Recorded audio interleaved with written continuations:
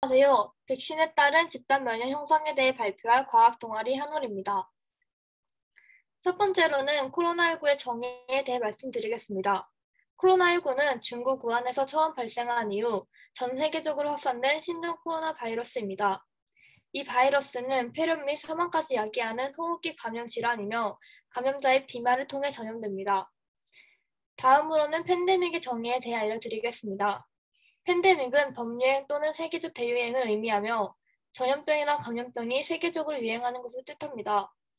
팬데믹은 감기와 같이 많은 사람들이 인정한 광범위적 발병 질환의 경우 포함되지 않습니다. 다음으로는 집단 면역에 대해 설명드리겠습니다.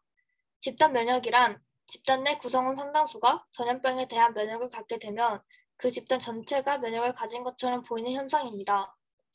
이 집단 면역의 원리는 사진에 보이는 것과 같이 이미 면역을 가진 사람들이 많아지면 해당 전염병에 대한 반응성을 가진 사람들끼리 접촉하는 것이 원활하지 않게 되고, 이에 따라 면역성이 없는 객체가 간접적인 보호를 받음으로써 감염병의 확산이 느려지거나 멈추게 됩니다. 이 집단 면역의 특징은 두 가지가 있습니다.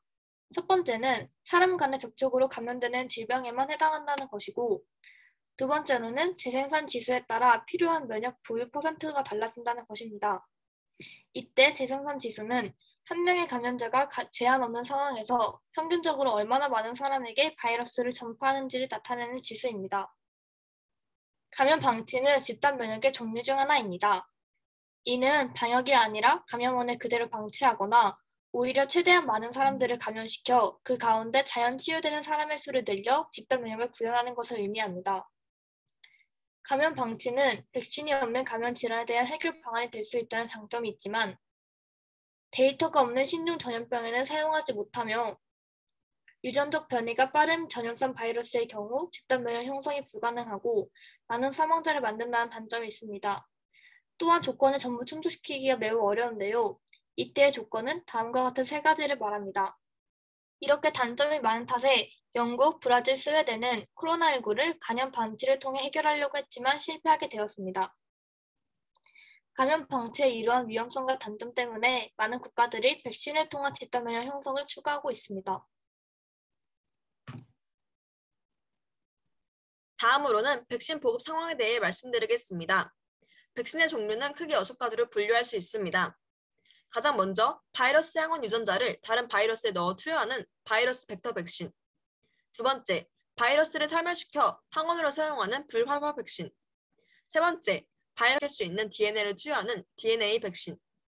네 번째, 바이러스 항원 유전자를 RNA 형태로 투여하는 RNA 백신. 다섯 번째, 바이러스 항원 단백질을 유전자 재조합 기술로 만들어 투여하는 재조합 백신.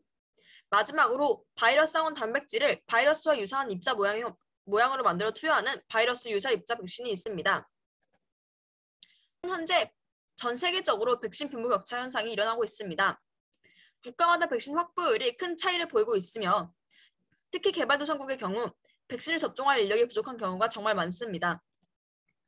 또한 대부분의 국가들이 보급 계획에 비해 늦어지고 있으며 한국의 보급 계획의 경우 많은 백신을 확보한 후에 9월까지 국민의 70% 이상이 1차 백신 접종을 완료하고 11월 집단 면역을 달성하는 게 목표입니다. 하지만 백신에 대한 불신 등으로 백신 접종이 늦어지고 있는 현상이 발생하고 있습니다. 코로나19의 경우 재생산 지수가 3으로 전체 인구의 70% 이상이 항체 보유를 해야 하며 백신은 성인을 대상으로 행하기 때문에 전체 성인 인구의 80에서 90% 이상이 백신 접종을 해야 합니다. 또한 전 세계적으로 집단 면역에 대한 우려도 발생하고 있습니다. 코로나19의 경우 변이가 매우 빨라 기존의 면역에 불필요하다는 특징이 있으며 정보가 부족해 제대로 된 시행이 불가능하고 재생산 지수가 연구 대상과 장소에 따라 0.7에서 6.3까지 큰 오차 범위를 가지기 때문에 재생산 지수를 올려 측정하다는 이야기도 많이 나오고 있습니다. 또한 백신의 감염 효과는 낮다는 특징이 있습니다. 그 예로 영국의 조사 결과 1차 백신 접종의 경우 40에서 50%에 불과했습니다.